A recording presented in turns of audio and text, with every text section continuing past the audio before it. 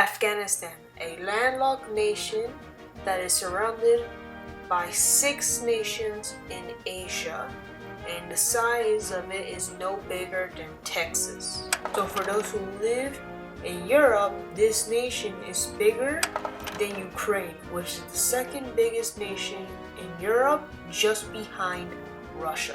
Anyways, most flags have a meaning, and this one too. The black color of the flag represents its troubled history during the 19th century as a British protectorate. The red part of the flag represents the blood of those who fought for independence. More specifically, the Anglo-Afghan Treaty of 1919, which ended the Third Anglo-Afghan War. More down the history section. The green part of the flag represents Islam, which is the official state religion, and 99% of the population practice it. Afghanistan isn't the only country to have green in its flag. Most Arab nations have green in their flags. Well, almost. The last feature of the flag is the emblem itself, which is actually the national emblem of Afghanistan, which depicts a mosque with a harabit and a bar or pulpit, which I probably butchered the pronunciation really badly, with 2 flags of Afghanistan. And under the mosque, there's a little bit of text, which is actually the solar Ahir year of 1298, or in our calendar, the Gregorian calendar, is actually 1919, which is actually the year Afghanistan gained independence from British influence. That is all the details on the Afghanistan flag that we have it today. Afghanistan had 25 flags ever since the Honak dynasty, which I probably again put pronunciation like the other 3 things. Here are some flags that has changed over the time, either from regime changes or statuses from independence. I'm going to explain more on a few flags, but not all of them, due to some of them either being unknown or just that it wasn't really used much or was unknown why it was used for. The first flag of Afghanistan that's known to recorded history is the Honak dynasty flag. Yes, it's the actual flag of Honak dynasty or Honak empire. This is not a joke. Although yes, the capital is in Persia and as well as most of its territory, however, the founder Hoet Hotak was actually from Afghanistan. More specifically in the city of Kal-Hahir. This nation was founded after a successful revolt against the Safavid Empire. Next up is the Emirate of Afghanistan, which was a British protectorate from 1879 to 1919, which lasted from 1823 to 1926. This nation was founded after the First Anglo-Afghan War, which resulted in an Afghan victory with British withdrawal and Dost Muhammad being reinstalled to the throne. This war lasted from 1839 to 1842. However, 36 years later, there will be another war between the Afghans and the British, and the historians unoriginally called it the Second Anglo-Afghan War. Unfortunately for the Afghans, this was a British victory with the Treaty of Gamak, which made it a British protectorate, but again the British will withdraw from Afghanistan, which is kind of confusing. Anyways, the war lasted from 1878 to 1880. 39 years later, there will be another Anglo-Afghan War, again unoriginally called the Third Anglo-Afghan War.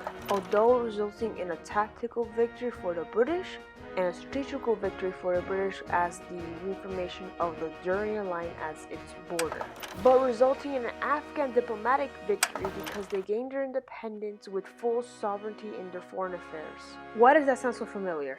Someone may ask, why did the British attempt to invade Afghanistan? There's one simple answer to that. Russia.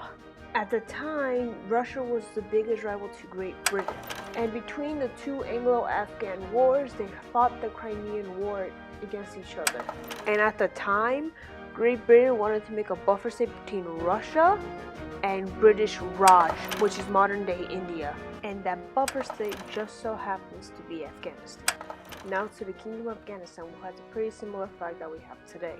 Apparently, King Ahmad introduced this flag in 1928 after his trips in Europe, and the inspiration of this is the Weimar Republic. If you would compare them side by side, they look exactly the same. The only difference is the green, which represents the Islam. However, this flag wasn't the first flag or the last flag that was flown. Kingdom of Afghanistan had 12 different flags, and some of them may not be that official. It was short-lived, like this one right here. The last flag that we had before they finally changed the last one is the Republic of Islam. This flag has slight differences from the other one, like colors are filled in, there's a little bit of gold within the flag. Yeah, that's like all the flags that we have here. There's like no slight intercalations. This is the last one. Yeah, definitely no propaganda. Yeah, Afghanistan was invaded by the Soviet Union, tried to be enforced by communism, and yeah, that didn't really work out. This is where most historians believe where the beginning of the downfall of the Soviet Union caused due to their failure of actually securing and quelling insurgencies and wasting resources to keep it under their control. The US funded the Taliban to fight them back. Yeah, it totally didn't come back to bite us in the and I know what some of you guys may be thinking, that the CIA or the government never released any papers of this. But come on, we've done this many times before. This nation was called the Democratic Republic of Afghanistan. This is the first flag out of the 5 that they had. And these 2 flags look really close to the Soviet Union's flag. And this is the last flag that they used. However, other than the cool flag changes, the invasion has brought war to this nation for almost 40 years, which hasn't stopped since.